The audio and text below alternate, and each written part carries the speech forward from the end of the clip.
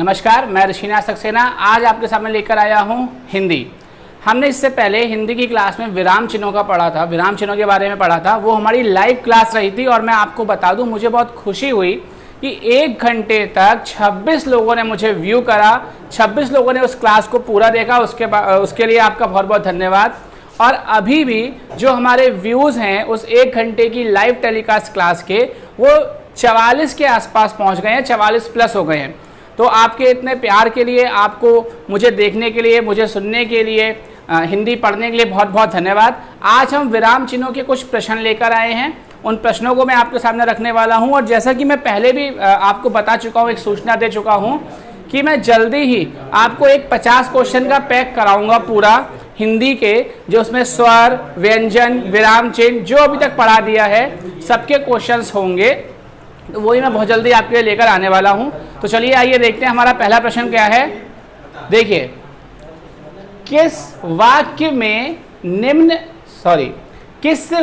में विराम चिन्ह का उचित प्रयोग नहीं है।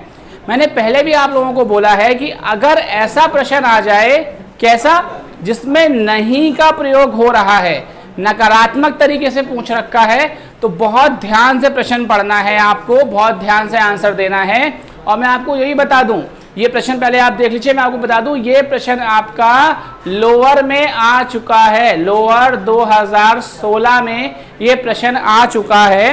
तो आप लोग इसे ध्यान से देखिए और बताइए क्या इसका आंसर होगा।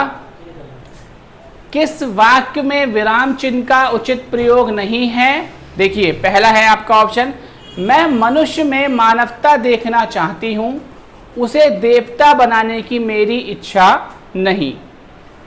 बी, यह दूर से, बहुत दूर से आ रहा है, यहां पे कॉमा आएगा।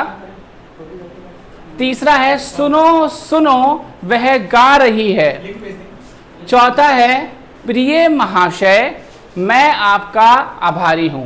तो बताइए फटाफट यहाँ पे कौन सा आंसर होगा।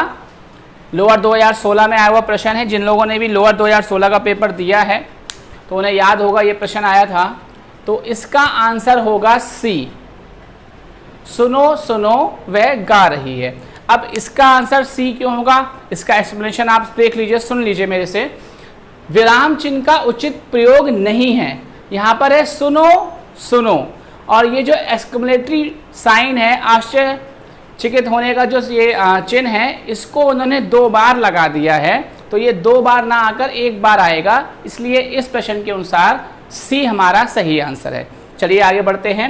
निम्न में कौन विराम चिन्ह का प्रकार नहीं है। निर्देशक चिन्ह होता है, ये मैंने आपको पढ़ाया है। लाघव चिन्ह होता है, ये मैंने आपको पढ़ाया है। विवरण चिन्ह होता है, ये मैंने आपको पढ़ाया है। लेकिन उपदेशक चिन्ह कोई नहीं होता, इसलिए इसका आंसर क्या हो जाएगा, इसका आंसर हो जाएगा उपदेशक। और ये जो आपका प्रश्न है, ये अमीन की परीक्षा में आया है, UPSSC 2016 में अमीन की जो परीक्षा हुई थी उसमें आया है। चलिए आगे बढ़ते हैं। विराम चिन्ह प्रयुक्त होता है, तो विराम चिन्ह कहाँ प्रयुक्त होता है, विवरण चिन्ह में, तुलनात्मक चिन्ह, तुल्यता सूचक चिन्ह में, लाघव चिन्ह में, या संयोजक चिन्ह में। तो मैं आप लोगों को बता दूं कि विराम चिन्ह प्रयुक्त होता है संयोजक चिन्ह में। आप लोग इसे देख लीजिए ध्यान से कि विराम चिन्ह कहाँ प्रयोग होता है, संयोजक चिन्ह में। और ये भी आपका लोअर 2016, किसमें, लोअर 2016 में आया हुआ प्रश्न है। UPSSC के तहत लोअर की जो परीक्षा होती है उसमें 2016 में प्रश्न पूछा गया है। चलिए अब हम आगे बात करते हैं। जहां वाक्य की गति अंतिम रूप ले ले, जहां वाक्य की गति अंतिम रूप ले ले, विचार के तार टूट जाएं, वहां। अब देखिए यहाँ एक बात ध्यान रखिएगा, मैं आपको विराम चिन्ह पढ़ा चुका हूँ, लाइव क्लास मैंने पूरा आपको पढ़ाया था। पूरा स्टेटमेंट जो लिखा है उसको आप वैसे ही पढ़ो जैसे आपने विराम चिन्ह पढ़े हैं, मतलब थोड़ा ठहर के, थोड़ा सा रुक कर। तो आपको देखो, आपको भाव और उसका अर्थ समझ में आएगा। जहाँ वाक्य की गति अंतिम रूप ले, विचार के तार टूट जाएं, वहाँ किस चिन्ह का प्रयोग किया जाता है। तो बताइए, जहाँ आपका वाक्य की गति रुकने लगे, जहाँ आपके विचार टूट जाएं, अर्थ निकलना बंद हो जाए, तो वहाँ पर पूर्ण विराम का प्रयोग किया जाता है। तो इसका आंसर हो जाएगा पूर्ण विराम। और ये आपका वीडियो 2016 की परीक्षा में पूछा गया प्रश्न है। वीडियो 2016 की परीक्षा में पूछा गया प्रश्न है। कौन सा? प्रश्न नंबर 4। अब हम बात करते हैं विराम का अर्थ क्या होता है। तो ये मैंने आपको विराम की परिभाषा लिखवाई थी। विराम का अर्थ होता है ठहरना। चलना होगा नहीं, बिछड़ना होगा नहीं, स्वर तो यहाँ से दूर तक नहीं है, तो ठहरना जो है वो विराम का अर्थ होता है। आइए अब हम बात करते हैं आगे। श्री कामता प्रसाद गुरु जी, जानते हैं ना कौन है? हिंदी के बहुत बड़े विद्वान हैं, जिन्होंने क्या बताया है? जिन्होंने बताया है कि हिंदी में विराम चिन्हों की संख्या कितनी है। तो बताइए, हिंदी में विराम चिन्हों की संख्या कितनी है? 17 नहीं 20 है। हिंदी में विराम चिन्हों की संख्या 20 है, श्री कामता प्रसाद गुरु जी के अनुसार, जो हिंदी के एक बहुत बड़े विद्वान हैं। नेक्स्ट क्वेश्चन, श्री कामता प्रसाद गुरु जी के अनुसार विराम चिन्हों को किस भाषा से लिया हुआ माना जाता है। तो ये भी मैंने आपको पढ़ा दिया था, पिछली वीडियो आप जाके में ये देख सकते हैं। तो बताइए कौन सी भाषा से विराम चिन्हों को लिया गया है? विराम चिन्हों को लिया गया है अंग्रेजी भाषा से। और आज का आखिरी प्रश्न, अल्प विराम चिन्ह को पहचानो। आज ये जो मैंने प्रश्न आपको कराए हैं, इनका कराने का मेन जो हमारा उद्देश्य था वो क्या था? मुख्य उद्देश्य क्या था? आपको ये पता लग जाए कि विराम चिन्हों से परीक्षा में कैसे प्रश्न आते हैं, कैसे पूछे जाते हैं।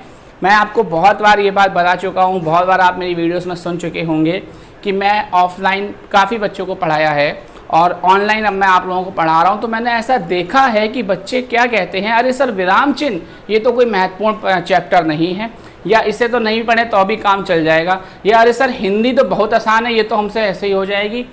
तो आप लोग इस बात को ध्यान में रखिए।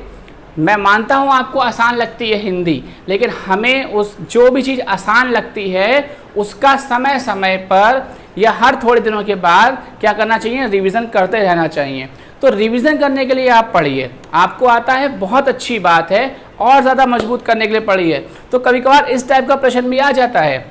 पिछली वीडियो में मुझे पता है बहुत से बच्चों ने वीडियोस को देखा है, मैं बता रहा था ना 44+ व्यूज़ आए हैं। सबने नोट भी करा होगा, कुछ ऐसे होंगे जिन्होंने नोट नहीं भी किया होगा, कुछ ऐसे होंगे बस नोट कर लिया और छोड़ दिया, लेकिन ध्यान से नहीं देखा। तो देखिए, जब ऐसा प्रश्न आता है, ऐसा जैसे 8वां प्रश्न है, अब यहाँ दिक्कत होती है।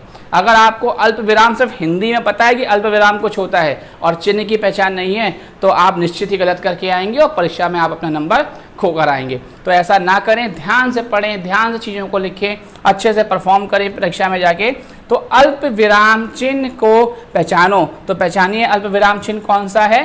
अल्प विराम चिन्ह है आपका ए वाला, जिसे हम लोग क्या बोलते हैं? जिसे हम लोग इंग्लिश में कॉमा भी बोलते हैं। तो ये थे आज के प्रश्न विराम चिन्हों के। और जैसा कि मैं आपको बोल चुका हूं कि मैं आपको आगे प्रश्न कराऊंगा, तो वो मैं आपको कराऊंगा ही, उसके लिए आप चिंतित ना हो।